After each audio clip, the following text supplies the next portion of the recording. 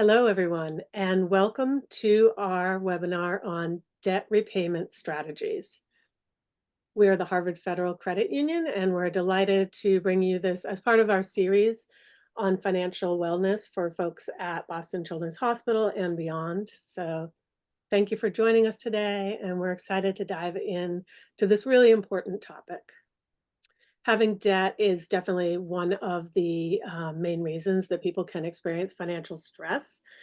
And I know personally, it can feel overwhelming, it can feel debilitating, it can prevent you, obviously, from reaching your larger financial goals. So congratulations on taking that first step and coming to this webinar, because we're gonna help you figure out a number of different strategies to get yourself into a better financial position for your future. My name is Jen Fries. I am the Community Engagement Manager for the Harvard Federal Credit Union. And I'm joined today by Terrence Bazile, our Community Engagement Specialist. Terrence and I are going to be presenting this together, kind of tag team. We each have our own experiences with debt repayment. And Ty Robinson, our team member, is going to be in the background, and he's going to be dropping some of the links into the chat and helping respond to Q&A as it comes in. So thank you to my team for being here, and we'll go ahead and get started. Just to let you know what to expect. This is webinar format, not meeting. So that means that we cannot see you, we cannot hear you. You can go ahead, eat your lunch, do whatever you need to be able to attend this webinar. It's not going to bother other people. That does mean that if you would like to ask a question, you do need to put it, the chat has been disabled, so you need to put questions into the Q&A feature on Zoom. So go ahead and submit questions at any time. By and large, we'll save answers to the end unless the question is specific to a particular slide. So we will take some time at the end to answer any questions that do come in. This presentation is being recorded and it will be posted on our YouTube channel to watch at any time. And we're going to also ask you to fill out a survey to let us know how we did. Please, when you get the email about the workshop survey, please go ahead and fill that out. We do appreciate and read all of the feedback that we get from those surveys. So thank you. Just a little bit about Harvard FCU before we dive into the topic. So you may know us by our old name. We used to be called the Harvard University Employees Credit Union. In June, we changed our name. We are now Harvard FCU, Harvard Federal Credit Union.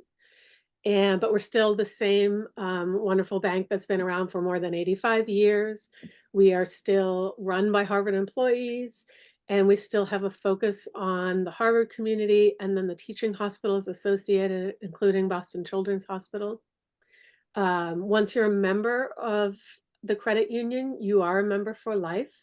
Whether or not, like if you leave your job or move on, graduate, that doesn't matter. If you want to continue to be a member or if you want to come back at any time, you can.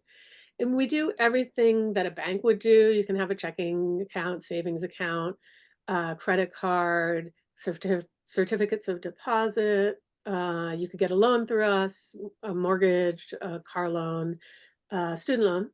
And we basically, because we're owned by our members and we don't need to make a profit for shareholders, we do try and offer the best rates that we can and a variety of services that are just a little bit more aimed at the needs of our members. An example of that is if you have a debit card with us for your ATMs, for checkings or savings accounts, you can use that ATM at any you can use that debit card at any ATM anywhere in the country. And if they charge you a fee, we will refund your ATM fees. So that's just an example of how we try to do things in a way that's helpful to our members. We do have access anytime, anywhere. We have online banking. We have branches in Harvard Square at the Longwood Medical area, which is very close to Boston Children's Hospital, and one within Mass General Hospital as well as some smaller branches. And of course, you can always just do the online banking.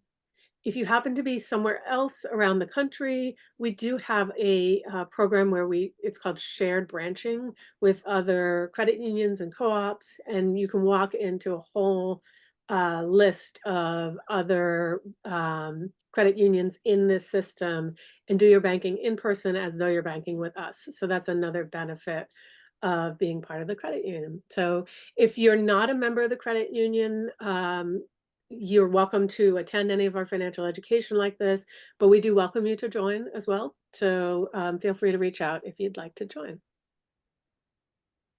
One of the things that we do as part of our commitment to the community and trying to give back is that we do a variety of financial wellness events. This is one of them. So we do these workshops. We have a blog. We have free financial counseling available to you through, and we're going to talk about that later through our partner GreenPath.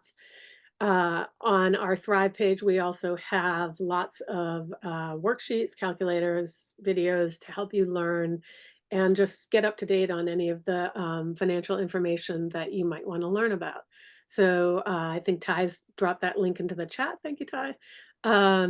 And take a look and maybe bookmark the page in case you want to come back and learn a little bit more in the future.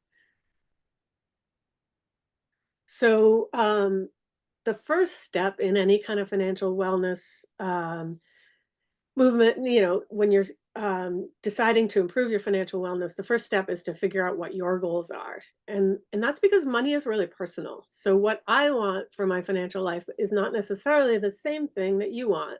So I think you have to think about what is motivating to you and where do you want to go.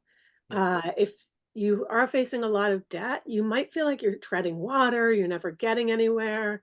So I think it is important to have that beacon in front of you to think about where do you want to go, to keep yourself focused and on track.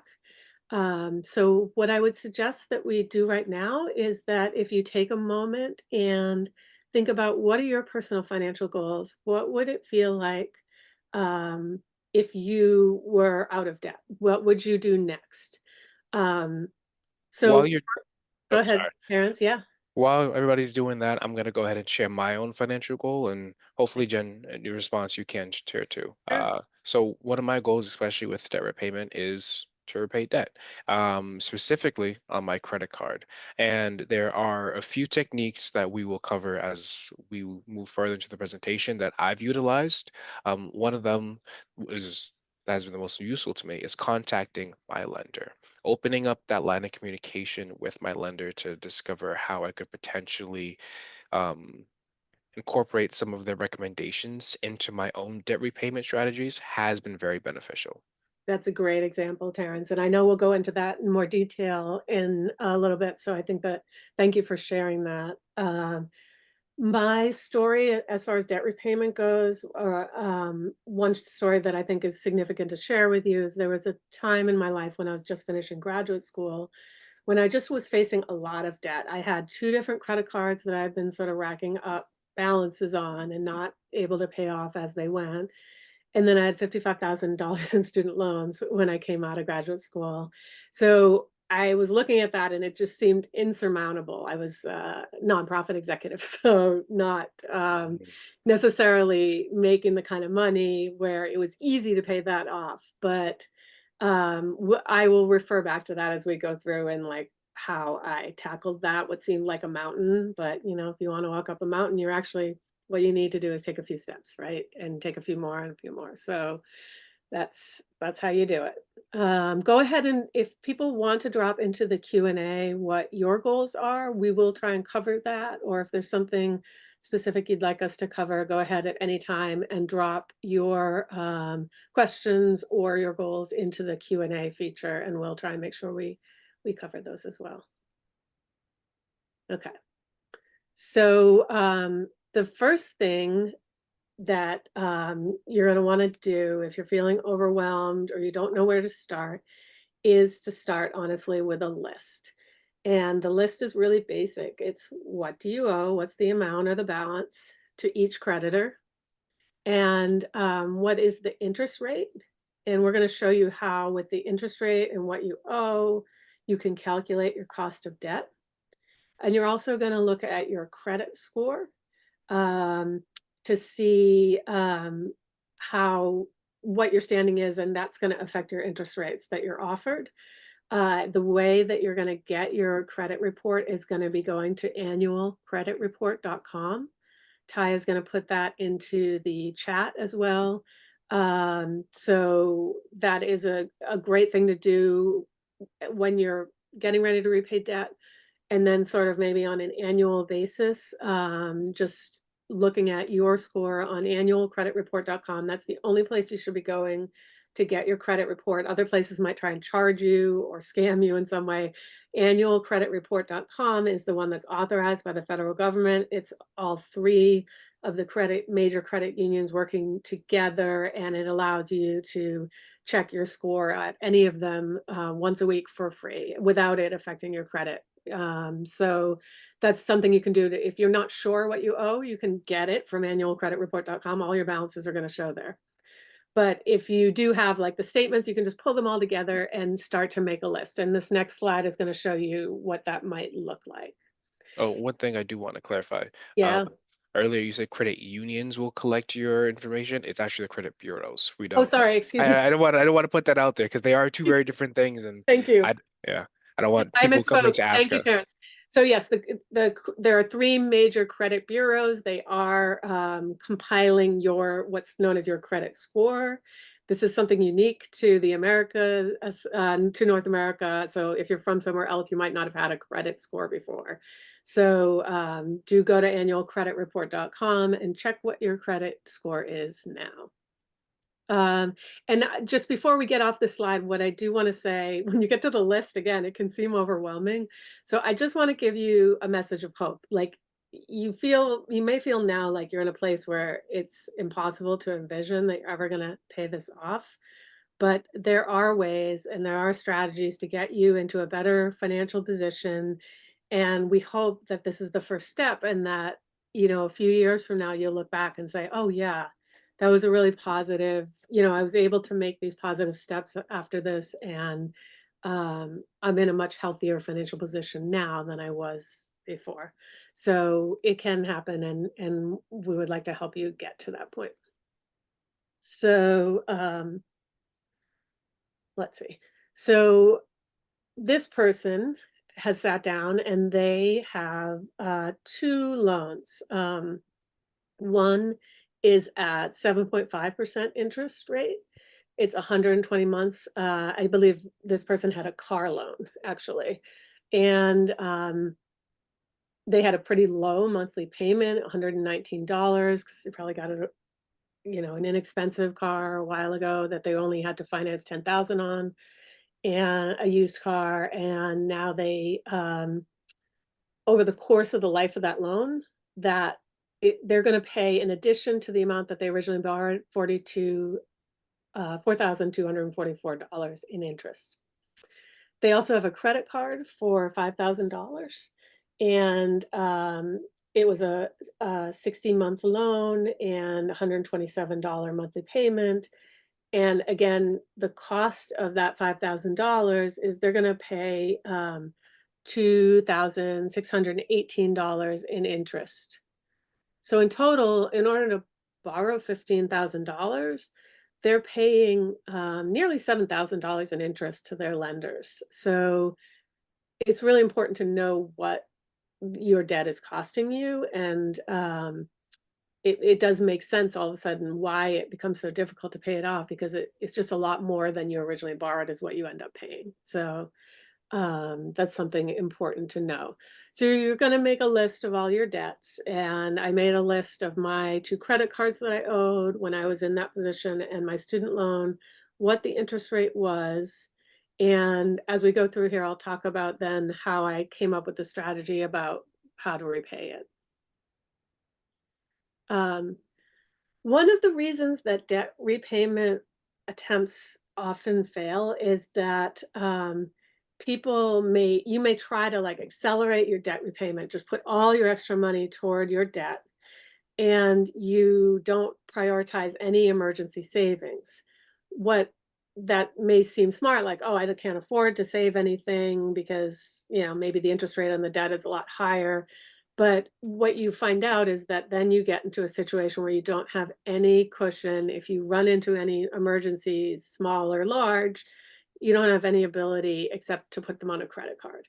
So you're going to keep going into debt. So one of the things we'd like to emphasize is these two things can be happening together. You can be building up an emergency fund, even if it's really slowly, even if you're only putting $50 a month into the emergency fund, or whatever you can afford, put some money into savings until you get to first 3 months of expenses and then ideally 6 months of expenses. But just having that little cushion, even if you only end up, you know, having a couple thousand in your emergency fund will help you so much as you're going along to not add to your debt. So you want a plan that allows you to save something, even if it's not a huge amount. Okay, so now we're going to get a little bit into the strategies about how you're going to tackle your debt. You've already made your list, and now you're thinking about what next. So there are two methods that are often recommended for paying back your debt. And to some extent, these are a little bit psychological about how uh, your brain works. The snowball method is when you are starting with the smallest loan.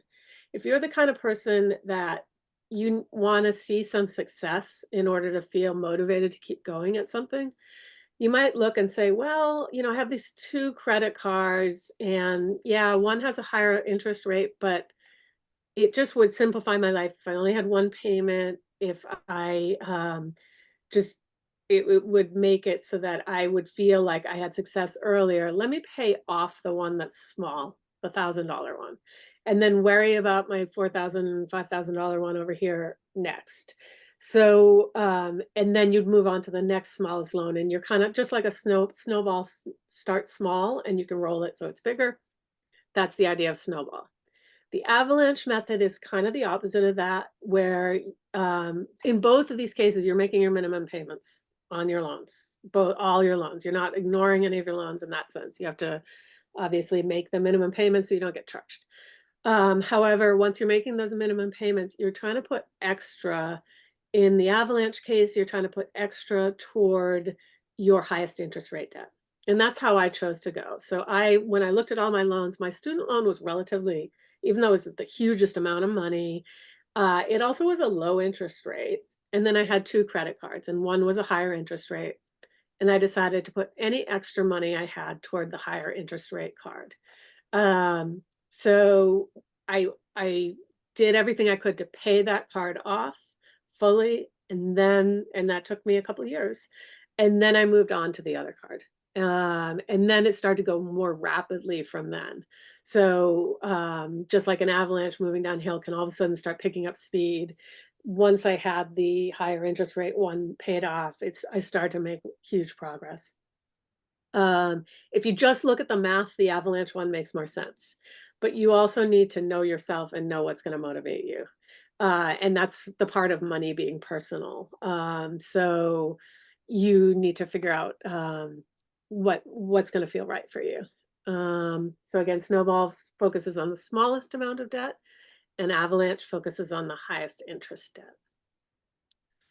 So this is just a visual way to think about it. So in my case, I tried to do the avalanche. I focused on the highest interest rate debt, which was one of my credit cards. Any extra money I had, if I had a tax refund, if I got a birthday gift of money, if I just, my expenses were a little lower one month, or I didn't have to tap in as much to my, maybe I had some things that I could economize on, then I would try and put it toward that high interest card. Snowball is like figuring out your small debts and paying them off so that sometimes it can clear your brain. Like I said, it's just sort of whatever works for you, because then it's like, oh, I paid off one card entirely very quickly, and now I can feel like, oh, good, I don't have so many payments to worry about and stay on top of. So that can be really affirming for a lot of us.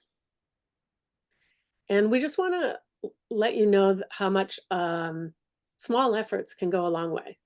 So this person has a $10,000 loan at 7%, and their monthly payment is $200. If they pay an extra $25 a month, they can knock 8 months off their loan. So that can be just like you can think about being free so much sooner, and it can be really motivating for you. If they could pay $50 a month, if that's possible for you, they're going to be able to cut off $400 in interest that they otherwise would have paid and 14 months off their loan. So they're going to be in a position where they are able to then, you know, move toward their other financial goals that you thought about earlier. So for me, I knew I couldn't do certain things until I paid off a lot of my loans because I felt like, I was sort of under that debt. And Jen, And if I could yeah, chime in really here, yeah, this is an example of the impact of how a small increase of $25 can dramatically impact your repayment structure and repayment timeline, yeah, where yes, it may seem like the extra $25 feels like, oh man, I don't really have that to spend. But it could be the difference between you getting out of debt in 5 months or no, in 5 years or in 4 years. yeah. And then as soon as you're able to repurpose those funds, maybe you can align, maybe you can buy a house, maybe you can buy a car, maybe you can actually take the vacation that you really wanted to. That Mhm. little bit of delayed gratification can pay dividends in the future. Agreed, totally. Now I would like to turn it over to Terrence, and I'll be chiming in a little bit. And Terrence is going to go over if you're feeling overwhelmed, you do definitely have options. So, Awesome. Thank you so much, Jen. So, as I mentioned earlier when I started this presentation, in my unique situation, I also was in credit card debt. And I luckily found this resource that is Harvard FCU and Green Path. And I learned how some techniques. One was speak with a decision maker. Talking with my lender was huge. Um, in my situation, I think 4,500 in credit card debt, and I reached out. I said, "Hey, I'm having a struggle right now." Ooh, I know exactly what it was. It was during the pandemic where I had a variable interest rate on my credit card. I went from, I think, 11% to, I think, 20 something percent due to the prime rate going up. It was completely independent of my control. It just happened because prime went up. mhm, So as soon as that happened, I said, "All right, this is different now. My situation's a little bit different." And I called and said, "What can I possibly do? Because I still would like to maintain the credit card because it's my oldest line." And they said, "Okay." They had heard of others who were also having the same situation. And they said, okay, we can offer you a temporary interest rate reduction where they paused, well, not paused, but reduced my rate from like 22% down to 4.99% for a year. mm, And during that time frame, I was not allowed to spend money on the card because it was the purpose of it was to pay it down, and I did that. Brought my balance down to I think 500. And I was like, all right, cool, this is great, and it helped. It didn't charge me anything. Our relationship with my lender and the credit card company had not changed at all, and it helped me hugely. And yeah, that's the power of a talking and just communicating. yep, Um, One other instance is propose a new payment. Some lenders, or if anything, most lenders, they want to earn your business. Use the capitalist economy that we live in to your advantage. There are multiple different loan providers, there are multiple different credit card providers, if and they want to earn your business. If you have the power to say, you know what, I would like to maintain this relationship with you, my lender, but I'm having difficulty, use that to your advantage. Say, I might leave. This other company's offering me a great rate. Can you do something better? And 9 times out of 10, they're willing to make it work for you. One other thing I want to talk about is GreenPath as well. GreenPath is a great resource if you are feeling unsure of how to communicate with your lender. They will actually do communication on your behalf. I participated in that program as well, just to see, because before I started talking about GreenPath, I wanted to ensure that I had a good experience, you know? And they actually did the exact same thing. I participated in their debt not settlement. I think it was debt consolidation or debt Debt reduction. management, Debt maybe. management plan. Yes, debt management plan. Where I put in one of my credit cards, it was $10, and on a weekly basis, they would take $66 from me, and they would negotiate an interest rate reduction with my existing lender, and then submit a payment on my behalf to them. And it was great. No issues, no concerns, and it they kept me updated throughout the entire system with frequent phone calls, a couple check-ins to say, "Hey, how are things going? Does this payment amount still work for you?" And it was beautiful. And we do have a So slide later about Green Path, and I think, so we'll talk about that in a little bit more detail later, but, we do have a partnership with Green Path. You don't have to be a member of the credit union to use that referral, and I think Ty is gonna drop that into the chat as well. thank you. So I'm glad you had a good experience. That's great to know, too. Oh yeah. Oh, and one last thing is to always have a paper trail. It doesn't always have to be something formal, but keep a little journal and write down who you spoke to, the time of the conversation, just so that way, because life is busy. We're all doing multiple things, and you want something that you can refer back to. Because to be honest, they're not always going to be, I guess, they're always going to look for more money from you, and it's your job to ensure that they only get what they are owed. Yep. All right. Okay, so now let's talk about refinancing. Refinancing is a very powerful tool in the financial industry to restructure your loan into new terms that could be more favorable to your situation. Um, there are some benefits and there are some downsides that I want to talk about. So some of the benefits are a lower interest rate, depending on the economy, depending on your credit score, depending on your financial situation. You could potentially qualify for a new lower interest rate than you qualified for at the initial time that you got the loan. This could be 6 months, this could be a year, this could be 2 years. It really depends on your situation. And some of the other ways that you could benefit is an extended loan term, where it depends on your needs and your current situation. For example, an extended loan term could help with month-to-month cash flow if that's where things are tight for you right now, where you could initially have a loan that's supposed to be paid in 3 years, but if you can extend it out to 5 or maybe 6 years, you will reduce the monthly payment, but you do also run the risk of potentially increasing the interest you're paying back, depending on the rate. With refinancing, there's typically no application fee and no prepayment penalties, but that is not across the board. That is still something that you should ask at the time of loan signing to ensure that you get clear communication on that. And also, if you're refinancing, take advantage of the fact that you're in the market for a new loan. Again, we use the capitalist economy to your benefit. Shop around, and try to get the best bang for your buck. One last thing that I want to talk about when it comes to refinancing is some of the cons. Um, when you do refinance, you are 100% getting a brand new loan. So any baked in features that you had with the original loan will no longer carry over to the new one. Something to be mindful of.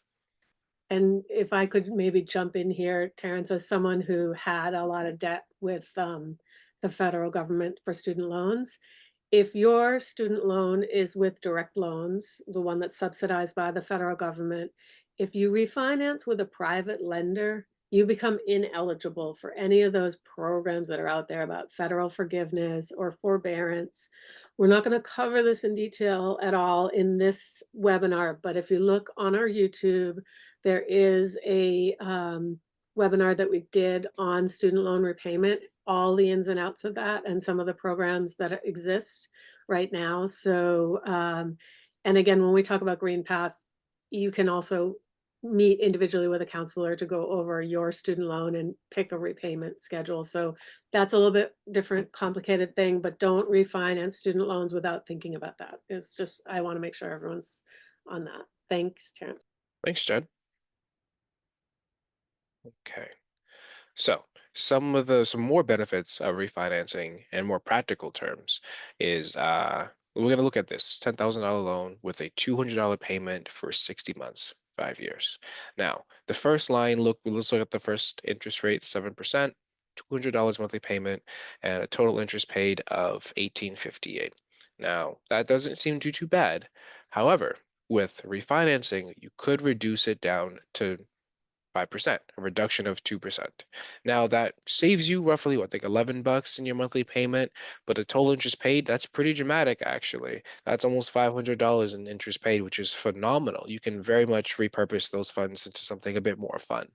I just took a trip to DC because I refinanced and like things are good. So you can't have fun with the money. It's very nice. And then you can also take it a step further without actually having to involve your lender in this next step. So let's say you do refinance down to that 5%, but instead of going with the reduced monthly payment, you maintain what you had before because it was comfortable for you. Now, not only do you get the benefit of reduced total interest paid, you also get the benefit of reducing the terms. So this is like a really nice double-edged sword that works in your favor against your lender. I know it's kind of weird being a lender, and trying to help you get more money out of them. But this is really what we're about here at Harvard FCU. So one refinance could potentially benefit you in two different ways if it's done with a little bit of an extra intention and communication. So some things to consider before refinancing. Um, so this is the little star at the top. I do want to communicate that some lenders offer interest rate discounts for automatic loan payments. If that is available to you, 100%, I would take advantage of it because if you are able to set up and like a set it and forget it when it comes to direct deposit and paying your loans, I think if it's out of sight, out of mind, it takes up less mental space and it frees you up to think about other things that are more valuable to you than if you're getting the best rate on your loan. One other thing is to compare interest rates, whether it is fixed, variable, or hybrid. This is a very key and can be costly oversight if it's not paid attention to, where a fixed interest rate is just that, it is fixed over the life of the loan. A variable interest rate is, again, it is variable, meaning the rate can go up or down depending on the loan terms that you signed initially. Or hybrid, a combination of both, which could help you or hurt you.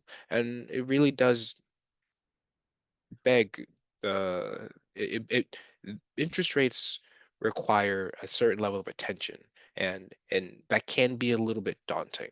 Not everyone is supposed to know about which interest rate is the best rate or whatnot. Everyone just knows a number. What we offer here at the credit union is community and guidance.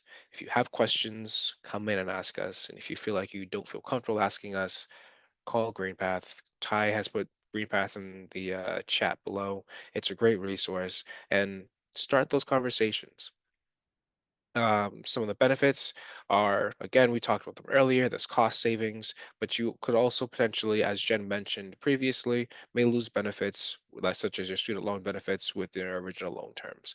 And be mindful of that. Before you pull the trigger on any refinancing of a loan, know what you're giving up and know what you're gaining, and be aware that, okay, I'm getting more value in doing this refinance than what I'm losing by potentially refinancing this loan. And also, look at your credit score impact. We have an entire presentation on our YouTube page that goes into credit and with the impact of what credit can do on your loan and your livelihood. Um, and if you are paying your loans on time and things are going well, you do probably have a higher credit score. And then it's probably worth looking into to see if you may qualify for a lower interest rate. And we saw what that does to you. It saves interest and it saves time. Could be beneficial.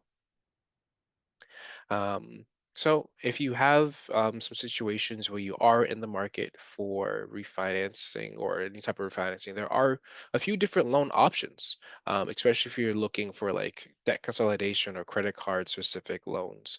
There's personal loans where the benefit to this could be it is fixed and it has an end date. With a personal loan, it's more of an installment loan as opposed to a revolving line of credit where you have one fixed amount, let's say it's $5,000, and you are placing it into, let's say, Harvard FCU. The rate could be a little bit lower, and you are paying that one monthly payment until the entire balance is paid off, and then you are no longer in a loan. There's also debt consolidation loans, which also offer the same benefits of a fixed payment. This credit card balance transfers, which I want to highlight as a potential option, but also communicate the potential risks as well, where credit card balance transfers can sometimes have an introductory APR period of 0% for maybe the first year, maybe the first 6 months. And that is a potential risk factor because you can get used to the not having interest applied to your payment month to month and potentially get into debt twice as much, where you could transfer all the funds to that new credit card, take advantage of low interest rate or lower APR, but you also don't want to use the old credit card as well. And then now you have two new credit cards and it's 8 months later and you have more debt than you were in before. So it is a very useful tool, but this is a tool that should be used wisely.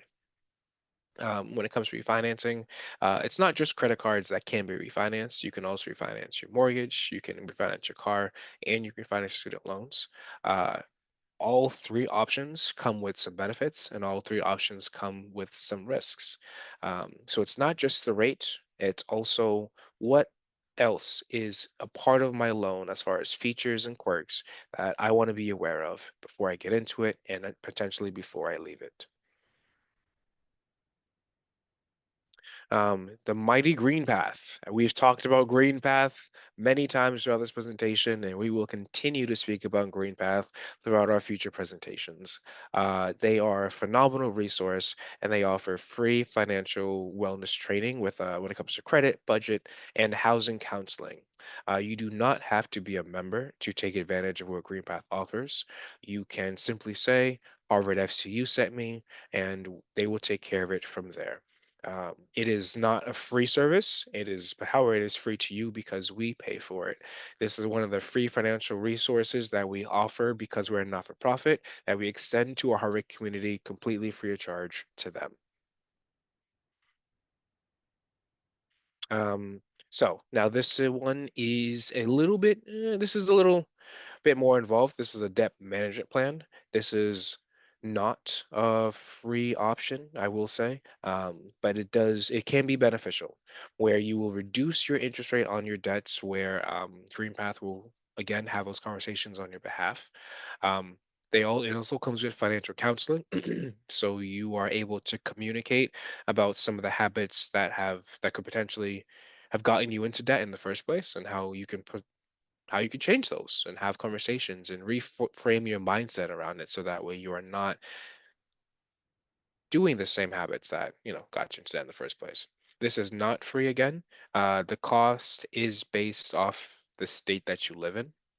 In the state of Massachusetts, there's a $10 fee for every line of credit that you input into the debt management plan up to a $75 max. What that means is if I put in 8 credit cards into a debt management plan, my will only be charged $75. But if I put in six, I will be charged $60. Hope that makes sense. And debt management plans are not the same as debt settlement plans. In a debt management plan, the goal is to pay back the debt in full, which has a better impact on your credit report, especially if you're looking to apply for a mortgage or get new large loans in the future. A debt settlement plan is when you settle the debt with the lender for less than what you owe. And that can potentially impact you when it comes to applying for new lines of credit in the future because when you settle for less than what is owed, it tells other lenders that they may not get the money that they extend to you in full, and that is concerning for them. A debt management plan by the numbers. In this situation here, we have a member who paid off their debt 40 months sooner and saved $32,000. That's a very nice vacation. That is a very, very nice vacation.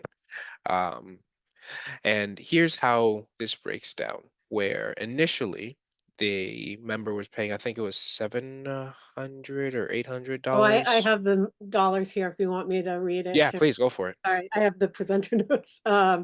So this is a member who had 5 debts. They were making a $799 a month monthly payment.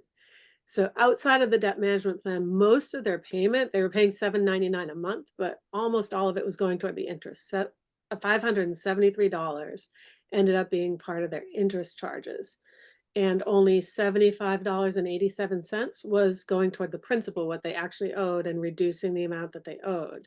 So you can see why you feel like you're treading water. You're just paying interest. Once they got on the debt management plan, GreenPath helped them negotiate lower interest rates. So their interest rates were reduced $408 a month. So now they're paying the same amount, $799 a month, but much more of it was going toward their principal. So now they only had $234 a month going toward interest, and 484 was chipping away at the principal that they owed.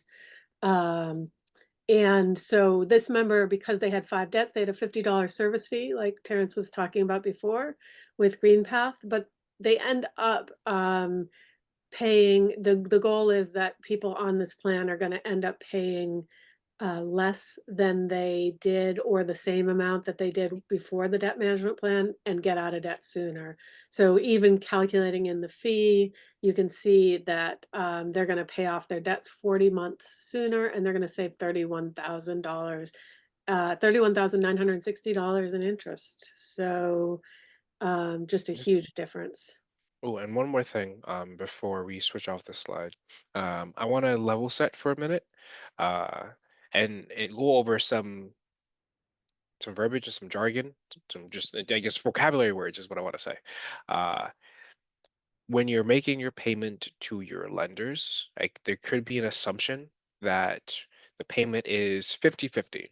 50% goes to pay principal, which is the actual loan itself, and then 50% goes to interest, which is the cost of the loan, the extra on top. That is not the case. It is not 50-50. Sometimes it could be 75-25, it could be 80-20, could be 90-10. And it's a curve where initially the bulk and the majority of your monthly payment will be applied towards the interest, not the actual amount that you owe on the principal. As the loan matures and ages towards the back end of the loan, that's when the majority of your payment goes towards the principal, the actual money that is owed. So there are a few different techniques that we talked about earlier where this comes into play a bit more strategically, where we talked about the $10,000 loan and it was an increase of 25 to $50. That increase should be applied towards the principal, which then helps you reduce the actual amount that you borrowed to the lender, thus saving you interest over the long run. I hope that makes sense. Awesome. So, next steps: stay motivated, stay informed, and take action. Debt repayment can be daunting, it could be taboo, and it can be unfamiliar, especially if you are new to the United States, where you did not operate in a culture where debt was at the forefront of everything you did. I know that was true for me and my family coming here, and I feel blessed and grateful to be a part of an institution that I feel like I'm a lot more knowledgeable than I was before. And take action. What will you do today, this week, or this month? It is very easy to see this presentation and say, I'm going to do something, I'm going to make it happen. And then 6 months goes by and you haven't made a single step yet. And that's okay. That's not anything, you haven't failed. Um, but if you can, one actionable item that you can take today is open up that credit card statement and see how much you owe and take a look at the interest rate and then calculate it. How much is this really costing you? And then make a plan. Maybe you are going to potentially look at your credit report.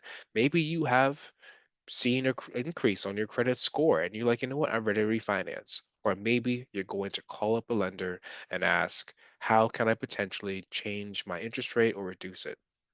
Whatever first step you take, just make sure it's an impactful one, a meaningful one, and it works for you and your situation. If you would like to learn more about us, check out our recent webinars. We have a webinar for estate planning with Jen Trio. They are phenomenal. Budgeting and credit, I do those along with Jen Fries and Ty Robinson. And also tomorrow, we have an affordable home buying webinar, which has, I think, almost 250 people registered. So please join us for that. That will be very valuable. And if you are interested to learn more, I think Ty, I don't think you have this link in the chat, but you should have gotten an email. If you haven't, check our website. We are right, you'll find our webinars right there at the bottom. uh and if you, and full disclaimer, this presentation has been educational in nature and only in purpose. Please don't sue us. I am just a guy. I work here. But this, none of this information should be taken as actual tax, legal, or investment advice. If you are looking for specific advice, I recommend that you contact an advisor for your situation. We do offer a financial advisor or investment advisor here at the credit union. His name is Raj. I highly recommend him. Um, and you should always contact a certified advisor for your situation. Uh, at the end of this, please take our survey. Let us know how we did. We are welcome to any and all feedback. Personally, I'm only welcome to positive feedback. I'm very sensitive, so I only want to hear good things. If you have any, but still, we would like to hear about from you. And let's please keep in touch. If you have any questions or concerns at all that you would like us to further tackle, or if you would like to speak to us directly, please feel free to email jenfries@harvard.fcu.org or visit our website. And please find us on all social channels at Harvard FCU and visit our branch. And from Ty, happy spooky season. It's October 1st. I hope everybody has a great month. And that's it. Thank you for joining us today. Yeah, I don't think we have any questions open in the chat. So thank you to everyone for coming. Please take some good first steps for yourself. And this was definitely a great first step that you took today. And thank you. And we appreciate you. And as Terrence said, happy spooky season. Everyone.